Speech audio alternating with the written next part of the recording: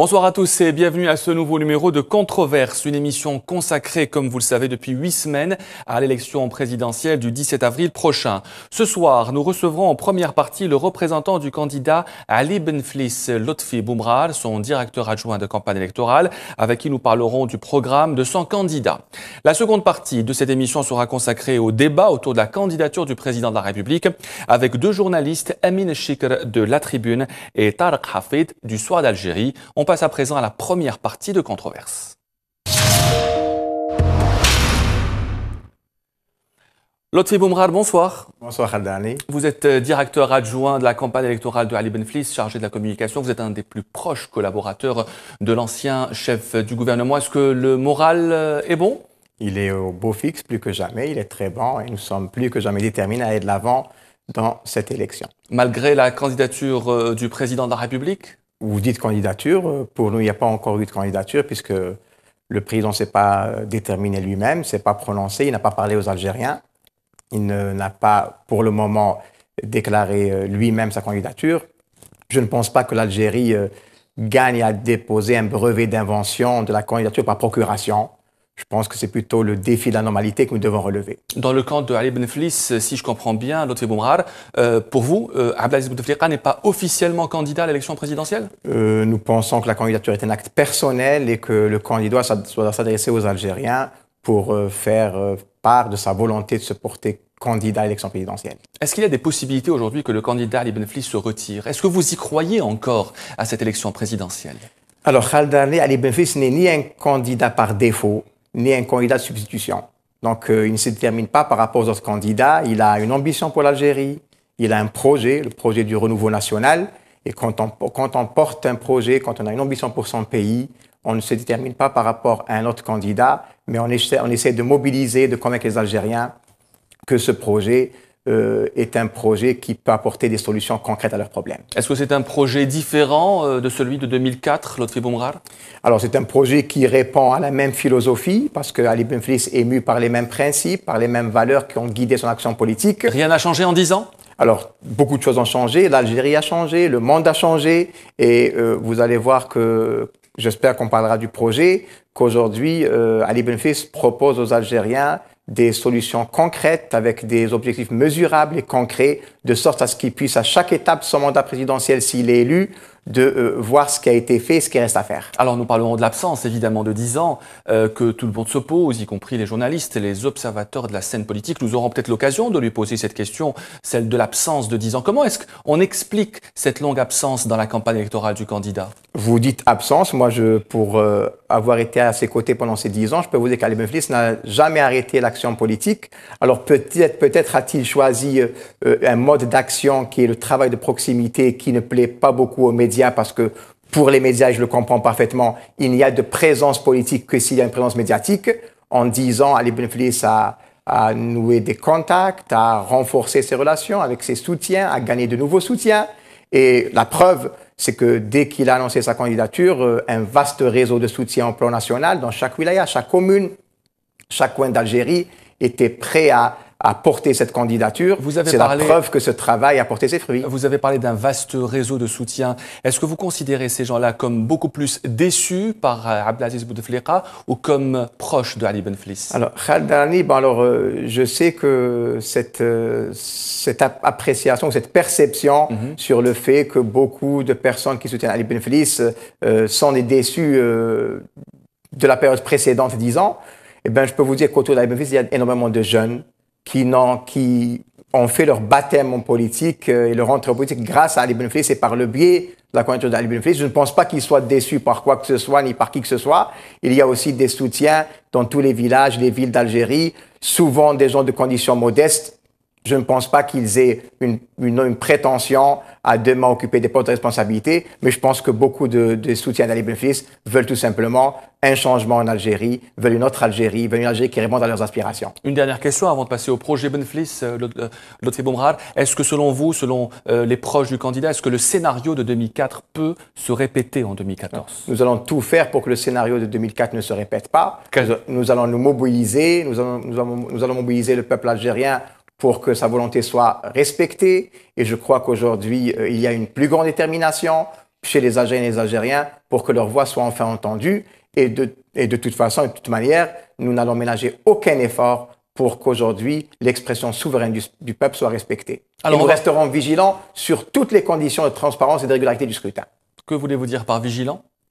Nous allons mettre en place également tout le dispositif nécessaire pour surveiller les urnes et pour surveiller les voix de nos concitoyens. Vous avez fait ça en 2004? Nous avons fait cela en 2004, mais nous allons encore améliorer le dispositif. Nous sommes forts de l'expérience de 2004 et nous sommes aujourd'hui plus aguerris pour éventuellement faire barrage à toute tentative de fraude. Alors, on va parler maintenant du programme, du projet qu'a Ali Benflis pour l'Algérie 2014. Il a déclaré dans sa déclaration de candidature à l'hôtel Hilton. On a eu quelques idées aussi lors de son interview accordée à Cholour. Quel est aujourd'hui l'axe principal de ce programme politique? Que propose Ali Benflis comme changement radical sur le volet politique en Algérie? Alors, d'abord, je tiens à dire que d'un point de vue méthodologique, déjà, le programme va constituer une innovation en la matière, puisque, comme je vous l'ai dit précédemment, le peuple algérien pourra mesurer étape par étape la capacité des équipes en place quand Ali Benflis sera élu à honorer leurs engagements et à mettre en œuvre le programme. Donc, objectif, avec un temps déterminé pour le réaliser et les moyens qu'il faut pour le réaliser. Du point de vue méthodologique, si je puis m'exprimer ainsi, déjà, c'est une nouveauté. Maintenant, quelle est la substance de ce programme? D'abord, une société de liberté. Alors, vous connaissez le parcours d'Ali Benflis, militant des droits de l'homme, vous connaissez son attachement aux libertés au pluriel avec un S, et nous considérons qu'aujourd'hui, l'Algérien a besoin de jouir de plus de liberté. Alors, liberté dans le domaine politique, certainement, avec aujourd'hui la consécration d'abord du droit et de la liberté à choisir ses représentants en toute liberté et d'une manière souveraine, mais aussi liberté dans le domaine associatif, liberté dans le domaine de l'expression, liberté dans les médias. Et donc, ces libertés au pluriel constituent le fondement du programme politique d'Ali Benflis. En plus de cela, ou de surcroît, nous avons une action visant à réhabiliter les institutions. Ce n'est un secret pour personne. Nos institutions se sont vues dépouillées de prérogatives. Nos institutions aujourd'hui sont décrédibilisées. Il faut les réhabiliter dans leur rôle et il faut que ces institutions, pour qu'elles puissent redonner confiance aux Algériens, pour que les Algériennes et les Algériens puissent avoir confiance dans les institutions, il faut que celles-ci soient exemplaires. Donc l'exemplarité de l'action de l'État constitue aujourd'hui un fondement principal du programme politique d'Ali Benflis. Est-ce que le candidat prévoit une révision de la Constitution? Le candidat, ainsi qu'il l'a déclaré, prévoit une révision de la Constitution, avec notamment un retour, comme cela est la tendance universelle, à une limitation des mandats, mais il prévoit également cette révision pour consacrer l'indépendance de la justice, pour réhabiliter les institutions et leur donner la plénitude de leurs prérogatives. Concernant aussi cette limitation de mandat, si Ali Benflis est élu, il aura 75 ans lors du premier mandat. Est-ce qu'il pourra se représenter? Est-ce qu'il fera appliquer le principe d'alternance au pouvoir? Alors écoutez, la Constitution n'est pas faite pour un homme, elle n'est pas faite pour une conjoncture. D'abord, elle sera faite d'une manière consensuelle, de sorte à ce que tous les acteurs politiques soient associés pour que nous puissions enfin en Algérie aboutir à une Constitution de consensus. Alors, je dis limitation à 2 mandats. Et c'est ça le principal, c'est qu'aujourd'hui, nous puissions revenir à une tendance universelle. Est-ce que le candidat Ali Benflis prévoit aussi de revoir en profondeur le système économique, même s'il a été chef du gouvernement par le passé et qu'il a cautionné beaucoup de réformes, même si elles ont été controversées, Lotfi Boumrad? Alors, je dis que dans la limite des prérogatives qui étaient les siennes à l'époque, Ali Benflis, en tant que chef du gouvernement, a initié beaucoup de réformes, notamment la réforme du secteur public économique et bien d'autres réformes. Je vous rappelle que le Code des investissements de 2002 a permis de drainer un nombre conséquent d'investisseurs étrangers. Aujourd'hui, le programme économique d'Ali Benflis fait de l'entreprise le cœur de l'action économique. Il est aujourd'hui dommage que l'entrepreneur algérien soit en quelque sorte plane autour de lui une sorte de suspicion, de culpabilité, une suspicion de fraude. Aujourd'hui, je crois que nous devons réhabiliter l'entreprise et l'esprit d'entreprise. C'est essentiel. Et nous devons aussi faire de l'Algérie un pays attractif. Alors, dans ce programme, Ali Benflis s'engage à l'horizon 2019, donc au terme d'un quinquennat, donc de faire de l'Algérie la 5e destination dans le bassin méditerranéen en termes d'attractivité des investissements. Il s'engage à en faire la 50e destination dans le monde dans ce domaine. En 5 ans? Oui, en 5 ans. Avec quelles mesures? En termes de facteurs de coût, en termes également du climat des affaires et en termes de fiscalité. Donc, et ce qui est important dans le programme d'Ali Benflis, notamment dans le domaine économique, mais pas uniquement, c'est qu'il y a une obligation. Les pouvoirs publics auront l'obligation d'adopter les textes juridiques après une consultation préalable des opérateurs concernés et des acteurs concernés. Notamment le patronat. Laissez-moi, s'il vous plaît, vous prendre un exemple en étant très succinct. Parlons du crédit documentaire. Vous savez que la loi de finances complémentaire de 2009 a instauré cette obligation. Alors, d'abord, l'Algérie, à ce moment-là, était le seul État au monde qui a pris une disposition pour garantir le paiement des fournisseurs étrangers. Alors, tous nos entrepreneurs, privés comme publics, ont décrié cette mesure qui a coûté très cher au Trésor public. Il a fallu pratiquement 5 ans, puisque ce n'est qu'à l'occasion de cette loi de finances de cette année que cette mesure a été levée. Alors, pourquoi est-on arrivé à ce résultat? Parce que nous n'avons pas entendu les principaux concernés, parce qu'il n'y a pas eu de concertation. Aujourd'hui, Ali Benflis dit au peuple algérien, je ne suis pas l'homme miracle, je ne suis pas l'homme qui va apporter toutes les solutions, mais je suis l'homme qui va vous écouter, je suis l'homme qui va réaliser des consensus autour des principales questions qui intéressent l'Algérie. Vous avez dit pas de miracle. On a l'impression, pour ceux qui connaissent un peu Ali Benflis, que c'est un homme qui n'ose pas parfois, qui a peur de prendre des décisions importantes, qui ne veut pas vexer les gens. Est-ce que c'est la réalité aujourd'hui? Alors, Khaldani, je suis désolé de vous contredire, mais vous ne devez pas bien connaître Ali Benflis. C'est ce que disent les gens, ceux qui l'ont approché, ceux qui l'ont côtoyé peut-être. Alors, ceux qui l'ont approché, ceux qui l'ont côtoyé. Même ceux qui l'ont brocardé. Et j'ai l'honneur de compter au nombre de ceux-là, ne peuvent pas tenir un tel propos, parce que tout le monde sait que c'est un homme d'action, tout le monde sait que c'est un homme de détermination, tout le monde que c'est un homme de changement. Alors, et je vous renvoie, Khaldani, si vous permettez, à son passage au ministère de la Justice, là où il avait, sous le gouvernement de Kassim Merbah et les deux gouvernements qui l'ont suivi, les coups des franches. Et tous les professionnels de la justice, tout corps confondu, vous diront que cette période-là est considérée comme l'âge d'or de la justice. On va revenir, puisque vous avez parlé du passé, aux 3 ans dans lesquels il était au palais du gouvernement, chef du gouvernement. Pendant ces 3 années, est-ce qu'Ali Benflis avait aussi les coups des franches? Alors, tout le monde sait dans quelles conditions Ali Benflis a exercé ses fonctions. Tout le monde sait, et ce n'est un secret pour personne. Lesquelles? Et je ne ferai offense à personne en disant que depuis 1999, il y a une centralisation qualifiée par beaucoup d'excessive du pouvoir de décision aux mains du président de la République. Donc, Ali Benflis a accompli sa mission avec des prérogatives limitées, mais il était devant le dilemme suivant. Est-ce qu'il fallait quitter le bateau parce qu'il y avait un problème d'exercice de prérogatives, ou est-ce qu'il fallait rester jusqu'à ce qu'on puisse limiter les dégâts, essayer de faire ce qu'on pouvait faire dans la limite de ce qui nous était permis de faire? C'est la deuxième solution qu'il a choisie. Il a pourtant quitté le bateau lorsqu'il était ministre de la Justice. Alors, il a quitté le bateau quand il était ministre de la Justice pour des questions de principe. Mais Ali Benflis est entré en politique par les droits de l'homme. Vous savez que c'est en fait octobre 88 qui a fait entrer Ali Benflis en politique. C'est son militantisme au sein de la Ligue algérienne des droits de l'homme qui lui a permis donc d'être appelé à ces fonctions ministérielles que vous venez de citer. Et il n'a pas accepté le fait que des Algériennes et des Algériens soient détenus, soient privés de leur liberté sans le contrôle ou hors du contrôle du pouvoir judiciaire. Donc Ali Benflis est un homme de principe, est un homme qui croit en certaines valeurs, qui a des convictions profondes, qui ne marchande pas, qui ne marchandera pas. Et c'est pour cette raison que nous avons tous un sentiment d'immense fierté d'être à ses côtés, hier comme aujourd'hui. Vous avez été un de ses plus proches collaborateurs puisque vous avez été son conseiller diplomatique lorsqu'il était chef du gouvernement. Une dernière question concernant un peu le passé de l'ancien chef du gouvernement, Ali Benflis. Vous avez parlé d'une politique du président Bouteflika qui était axée sur la centralisation. Vous avez cité beaucoup de défauts. Est-ce que Ali Benflis ne savait pas tout ça lorsqu'il a décidé de s'engager aux côtés du candidat Bouteflika en 1999 puisque c'était son plus proche collaborateur encore une fois? Alors, 99, Ali Benflis a été un partenaire, a été un des artisans du programme de 99. Et Ali Benflis vous dira aujourd'hui que je n'ai rien à renier du programme de 99, que je suis prêt à signer des 2 mains pour ce programme, bien évidemment actualisé, soit mis en application aujourd'hui. Malheureusement, chemin faisant, en cours de goutte, il y a eu déviation de ce programme.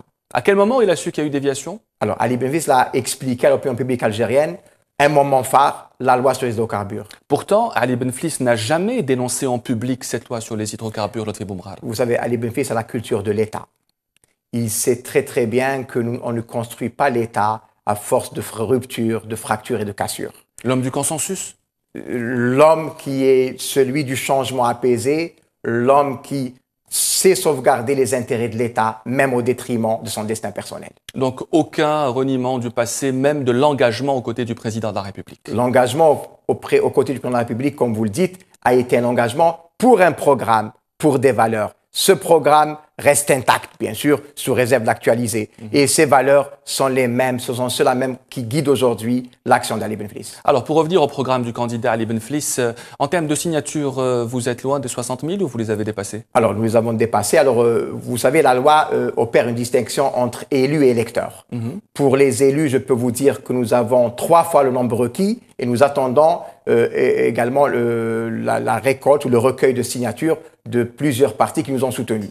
Et pour les électeurs, et je dois préciser, pour la bonne information de nos téléspectateurs, que nous avons des signatures d'élus de nombre de partis politiques et dans toutes les wilayas du pays. Pour les électeurs, nous avons largement dépassé le cap des 60 000. Est-ce qu'il y a une probabilité que certains candidats à l'élection présidentielle, candidats à la candidature, soutiennent celle de Ali Benflis? Alors, d'abord, beaucoup de personnalités politiques et de partis politiques, et non des moindres, soutiennent Ali Benflis. Je n'écarte pas l'hypothèse que d'autres personnalités le rejoignent, mais vous comprendrez que je laisse à ces personnalités le soin d'annoncer cela. On va revenir au programme économique du candidat qui est quand même un des axes principaux de ce qu'il propose. Quelle est aujourd'hui la différence entre ce que propose le candidat Ali Benflis en matière économique et avec ce qui est appliqué aujourd'hui en Algérie depuis 15 ans? Alors, d'abord, une différence d'approche. Je l'ai dit, la concertation préalable à toute action, à toute décision, à tout texte qui régit l'économie comme un autre secteur. Et puis, une autre différence notable, c'est que Ali Benflis va donner aux Algériens les instruments de mesure de l'efficacité de l'action publique. Quand Ali Benflis vous dit, à l'horizon 2019, nous aurons une croissance qui ne sera pas en deçà de 7%. Ce sera mesurable. Pardon, Khaldani. Allez-y. Quand Ali Benflis vous dit, à l'horizon 2019, nos exportations hors hydrocarbures atteindront au minimum 5 milliards de dollars, c'est mesurable. Les Algériens pourront juger par eux-mêmes si les promesses sont tenues. Et enfin, un dernier exemple, quand Ali Benflis vous dit que nous aurons au moins un taux de croissance de 7%, qui va certainement passer à la fin du quinquennat à une croissance à 2 chiffres, les Algériens pourront le mesurer. N'est-il pas étonnant, Khaldani, que l'Algérie, avec son immense potentiel, ses grandes richesses, et un taux de croissance inférieur à des pays voisins qui vivent une situation de crise? Moi, je ne peux l'accepter. Ali Benflis ne peut l'accepter parce qu'il a une autre ambition pour l'Algérie. À vous attendre, on pense que le candidat va donc améliorer le climat d'affaires. Pourquoi, dans ce cas-là, aucun patronat, aucune organisation patronale ne le soutient, Lotfi Boumral? Alors, aucune organisation patronale peut-être, mais autour d'Ali Benflis, il existe des entrepreneurs, de jeunes entrepreneurs, de moins jeunes entrepreneurs qui sont convaincus de son programme et qui ont pris une part active à son élaboration. Ali Benflis, pour l'élaboration de son programme, a réuni de l'intelligence algérienne, des experts de très haut niveau qui appartiennent à tous les secteurs, qui excellent dans tous les domaines. Et il a essayé et il a réussi à avoir aujourd'hui un programme ambitieux, mais surtout réaliste pour l'Algérie. On va parler d'emploi, puisque c'est un thème extrêmement important. Beaucoup de gens nous interpellent concernant l'emploi, spécialement celui des jeunes. Est-ce qu'il y a une politique différente que celle qui a été menée lorsqu'il était chef du gouvernement? Est-ce qu'il y a des innovations, des propositions concrètes aujourd'hui en matière d'emploi? Doubler le nombre de créations d'entreprises d'ici 2019. Réduire le chômage des jeunes, je dis bien des jeunes, à 15% à l'horizon 2019. Mettre en place des dispositifs d'aide pour que réellement le secteur informel puisse être transformé en foisonnement de micro-entreprises qui bénéficieront d'un traitement ou d'un régime fiscal particulier. Tout cela sont des innovations et des propositions contenues dans le programme économique d'Ali Benflis. Il y a de nouvelles formules qu'on va proposer. Est-ce qu'il y a des formules miracles aujourd'hui pour résoudre le chômage chez les jeunes? Est-ce que vous allez, par exemple, reconduire les formules actuellement de l'ANEM, par exemple? Alors, les formules qui existent seront reconduites, mais elles seront revisitées, elles seront refondées pour que, justement, les jeunes ne soient plus livrés à eux-mêmes. Parce que ce qui se passe aujourd'hui, Khaled Darani, c'est que l'État a opéré un transfert énorme de l'ordre de 2 milliards de dollars pour aider les jeunes à créer leurs propres entreprises. Malheureusement, ces jeunes sont livrés à eux-mêmes. Et dans beaucoup de cas, pour une large proportion, les entreprises en question périclitent. C'est ce que Ali Benflis ne peut accepter. Il y aura donc un accompagnement qui permettra à ces jeunes de prospérer et de voir leurs entreprises perdurer et leur assurer la pérennité. En matière d'éducation, est-ce qu'il y a une réforme de l'école est prévue? Est-ce que vous allez reconduire les réformes actuelles? Vous savez que l'école algérienne traverse une crise grave. 1 mois de grève aujourd'hui. Comment aurait réagi Ali Benflis s'il était président de la République? Alors, il était très peiné à l'idée de voir nos enfants et leurs parents privés donc d'école pendant 1 mois. Et il était également très étonné de voir la passivité des pouvoirs publics face à une telle situation. Alors, l'école compte au nombre des priorités de l'action d'Ali Benflis. Alors, d'abord, un modèle algérien de l'école. Il faut que l'école algérienne transmette à nos enfants les valeurs qui sont celles de notre pays et de notre société. Mais il y a des aspects beaucoup plus pratiques. Vous savez, Khaled Darani, que les parents souffrent de voir leurs enfants, entre la pause de midi et 1h, livrés très souvent à eux-mêmes. Eh bien, dans le programme d'Ali Benflis, un repas chaud sera distribué à tous les enfants d'Algérie, dans toutes les écoles d'Algérie, et les plus démunis, verront ce repas pris en charge par l'État. Est-ce que ce n'est pas un peu populiste de dire qu'un repas chaud sera fourni à tous les élèves? Alors, Khaled Darani, si vous pensez que les mesures qui répondent aux préoccupations des Algériens sont des mesures populistes... Est-ce que la solution est dans le repas? C'est ce que je veux dire. Elle est dans le repas pour un aspect, elle est dans l'amélioration des programmes pour un autre aspect, elle est pour un autre volet dans la formation des enseignants. Parce qu'il est faux de dire que notre école est sinistrée. Elle n'est pas sinistrée. Notre école n'a pas encore bénéficié de l'attention qui lui permette de se mettre à niveau. Dans le programme d'Ali Benflis, il y a un programme pour une école algérienne qui soit aux standards internationaux. Que prévoit le candidat en matière de promotion de la culture algérienne? Beaucoup d'artistes reprochent à Ali Benflis, lorsqu'il était chef du gouvernement, de ne pas s'être penché sur une loi sur la culture en Algérie et sur l'artiste. Que répondez-vous à cela? Alors, d'abord, Ali Benflis a toujours considéré la culture comme étant un segment important de son action et également un segment important de l'identité algérienne. Alors, des mesures concrètes seront prises, notamment pour sécuriser les artistes et leur permettre donc de poursuivre leur carrière avec la couverture sociale qui convient, avec les avantages également qui leur permettent d'exercer leur talent. L'actuel gouvernement a déjà entamé cette réforme. Tout à fait. Il faut approfondir ce qui a été fait et il faut faire ce qui n'a pas encore été fait. En matière de santé? Alors, en matière de santé, vous savez que c'est une préoccupation majeure pour les Algériens. D'abord, redéfinition de la carte sanitaire et surtout, arriver à une égalité de traitement entre tous les Algériens. C'est-à-dire mettre en place un dispositif qui permet à tous les Algériens, quels qu'ils soient, de bénéficier des soins de santé de qualité en attirant les spécialistes, en attirant les médecins aux 4 coins de l'Algérie. Mais un autre aspect important, c'est que tous les Algériens ont droit à un palier de soins minimum, combien même ils seraient sans ressources. Quelles sont ou quelles seront les priorités en politique étrangère du candidat Ali Benflis? C'est un domaine que vous maîtrisez bien puisque vous avez été son conseiller diplomatique. Est-ce qu'il y a une priorité aujourd'hui diplomatique pour le candidat? Alors d'abord, je vous dis d'expérience que la politique étrangère d'un pays ne peut être que le miroir ou le reflet de sa situation interne. Donc des institutions légitimes sous Ali Benflis, des institutions crédibles, une société apaisée, un consensus sur les principales questions nationales va faire de l'Algérie un pays renforcé sur la scène internationale. Et puis, Ali Benflis est plus que jamais décidé à briser le tabou qui entoure ces questions de relations internationales ou de politique étrangère. Elles doivent faire l'objet d'un débat national pour les plus importantes d'entre elles. Il me peine, comme bien évidemment il peine aux candidats, de voir notre Assemblée populaire nationale ne pas aborder les questions de politique étrangère, aussi importantes soient-elles. Ce n'est point la faute des députés, mais c'est parce que uniquement aujourd'hui, il y a une idée qui est très présente dans notre pays, qui veut que la politique étrangère soit l'apanage, pour ne pas dire le monopole de certains. L'Afrique est une priorité. L'Afrique est notre arrière-pays stratégique. Et je regrette que durant des années, au plus haut sommet de l'État, il n'y ait pas eu une seule visite bilatérale vers des pays africains, y compris les pays limitrophes qui font partie de notre ceinture de sécurité. L'Afrique est liée à l'Algérie, d'abord par la proximité géographique. L'Afrique représente pour nous un marché d'une extrême importance. Et je me permets ici d'aborder la question de la diplomatie économique.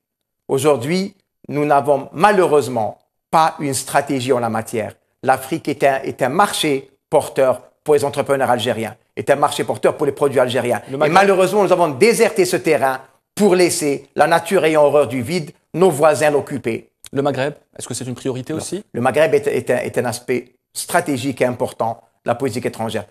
Dans le programme d'Ali Benflis et dans sa déclaration de candidature, cet objectif est inscrit parmi les priorités. Simplement un Maghreb qui se construit et qui se construira sur la base de la défense des intérêts légitimes de toutes les parties. Y compris celle du Sahara occidental? Y compris celle du Sahara occidental. Il y a, Khaldani, un consensus national sur cette question dans notre pays. Pourquoi? Parce que le peuple algérien, qui a arraché son indépendance au prix d'une lutte dont tout le monde connaît l'intensité, a quand même, en fin de parcours, pu s'exprimer grâce à un référendum d'autodétermination. Nous ne pouvons pas, en tant qu'Algériens, refuser au peuple sahraoui ce que nous avons, le droit que nous avons exercé nous-mêmes. Est-ce que le candidat Benflis ouvrira les frontières terrestres avec le Maroc s'il est élu? Le candidat Benflis préservera les intérêts de l'Algérie. Il les défendra avec énergie, avec détermination, et il fera tout ce qui ira dans le sens des intérêts supérieurs de notre pays. Est-ce qu'il ouvrira les frontières terrestres avec le Maroc? Il fera cela quand nos intérêts seront préservés, quand cette ouverture servira les deux peuples et quand il sera certain et persuadé que le peuple algérien et que l'Algérie en tirera profit. Est-ce que le candidat Benflis fait encore confiance, Lotfi Boumrar, aux partenaires occidentaux, notamment aux États-Unis et à la France? Alors, Ali Benflis, c'est une diplomatie algérienne qui fera entendre sa voix. Parce que ce sont des partenaires qui, dit-on, voulaient le soutenir en 2004, mais se sont peut-être rétractés? Ce propos n'engage que vous, Khaldani. Moi, je vous dis qu'Ali Benflis va œuvrer pour que la voix de l'Algérie soit entendue, pour que l'Algérie ait des positions claires et que, enfin, l'Algérie défende ses intérêts sans complexe, avec détermination. Notre émission s'achève. Nous passerons dans quelques instants à la deuxième partie. En tant que représentant du candidat Ali Benflis, je vous laisse brièvement le mot de la fin. Alors, Khaldani, laissez-moi vous dire que j'ai 3 filles, que je chéris comme tous les parents par-dessus tout. Et à ces filles, j'ai promis de tout faire pour l'avènement d'une Algérie qui réponde à leurs aspirations. Je crois qu'en étant candidat Ali Benflis, qu'en soutenant son programme, qu'en engageant cette action politique pour le changement et le renouveau en Algérie, je peux leur dire, ainsi qu'à ces milliers d'étudiants que j'ai eu l'immense plaisir de côtoyer durant ces années où j'ai exercé le noble métier d'enseignant, je peux leur dire qu'à cette promesse, je n'ai pas failli.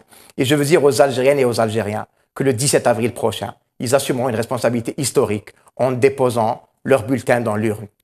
Quand ils déposeront un bulletin au nom d'Ali Benflis, je peux vous dire qu'à ce moment-là, ils feront le pari de l'Algérie qui gagne. Ils feront le pari de l'Algérie du renouveau. Cette Algérie dont nous rêvons. Cette Algérie qui répondra aux aspirations de tous les enfants, sans exception, sans marginalisation, pour qu'enfin on retrouve notre dignité d'Algérienne et d'Algérien. Merci à vous, Lotfi Boumrar. Vous êtes directeur adjoint de la campagne électorale du candidat Ali Benflis. Vous êtes un de ses plus proches collaborateurs. Vous étiez son conseiller diplomatique. Vous êtes aussi dans la vie active professeur des universités. Merci à vous d'avoir été notre invité. On passe à présent à la deuxième partie de Controverse. Merci à vous.